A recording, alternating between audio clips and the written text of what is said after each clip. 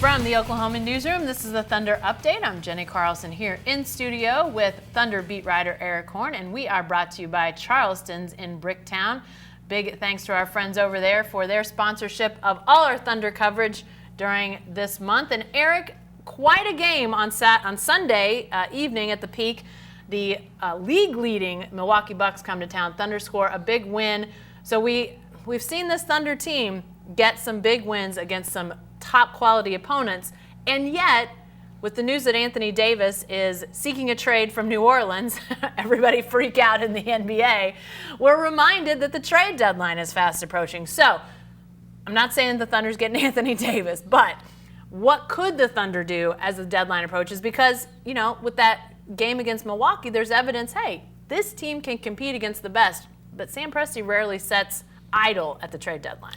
Yeah, it's going to be interesting again because the Thunder, as it usually is when it comes to the trade deadline, doesn't have the assets that a lot of other teams have. What they do have is a $10.8 million trade exception that they can use to absorb that much salary from an incoming trade that it won't affect their cap. Now, problem is, what does the Thunder have to give?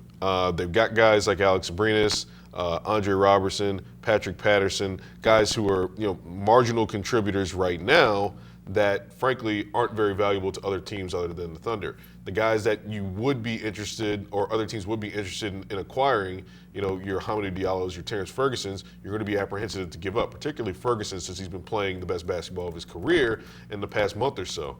So the Thunder has some options, but there are also options that come with some caveats. They also have the biggest luxury tax bill in the league right now, so adding any additional players into the roster spot that they already have is going to cost them a big chunk of money. Eric, lots of scenarios potentially for the Thunder, but a guy that I think some people might have expected to be a potential piece in a trade deadline deal would be Alex Abrinas, but he's been so hit and miss for the Thunder even getting on the floor. Does that put them in a bit of a tricky situation of whether they can even look at dealing him? Yeah, it's just one less asset. This is a guy who, basically the league doesn't have a lot of intel right now on like what his situation is, and nor do we, frankly. Hasn't played for close to a month since before December 25th, the game against Houston. So that would be another guy that would be enticing to other teams as a shooter if he were playing games in January. The problem with Abrinas, too, besides the fact that he's missed so many games, is frankly he wasn't shooting well before that. He was only shooting about 32% from three-point line, and he's supposed to be a three-point specialist for the Thunder. It's a guy who's battled multiple injuries in his career since coming over from Spain in his 3 years with the Thunder. He seemingly gets on a roll and then has some kind of illness or injury, and this is prior to all the stuff that's happened in the last month. So Abrinas is a guy whose stock is down across the league. He might need a change of scenery, but the problem is if the change of scenery comes, actually we don't know if the change of scenery will ever come because we frankly just don't know if this guy is going to be back to playing the way he was the previous 2 seasons with the Thunder. Lastly, February 7th today. Yes. Sometimes Sam Presti waits till the very last minute to do a deal. What's your best guess? Yes or no? Is there a deal done by the trade deadline? Yes, certainly. I think that something will get done. It might be marginal because of the luxury tax implications that the Thunder has.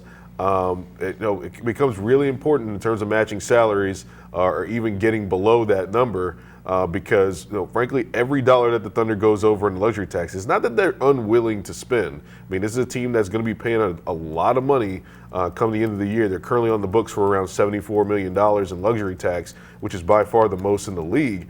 But every little dollar that they take in now is going to be multiplied by 4 or 5 because they're a repeater tax team, and that gets you to where you're kind of undoing the work you did with the Carmelo Anthony deal and getting him out of town for Dennis Schroeder. Now, the Thunder also looks at it as they can reinvest that $20-some-odd million that they saved from trading Carmelo Anthony. So for them to be able to do that and look at it from that standpoint, maybe taking on a few more $1 million isn't that hard of a hit. But it's not going to be a situation where they can take on a lot more money. It's going to be a little bit more money, which means if you're taking on a little bit more money, you're getting a lesser player. All right, lots of moving parts. We'll try to figure them out as we go.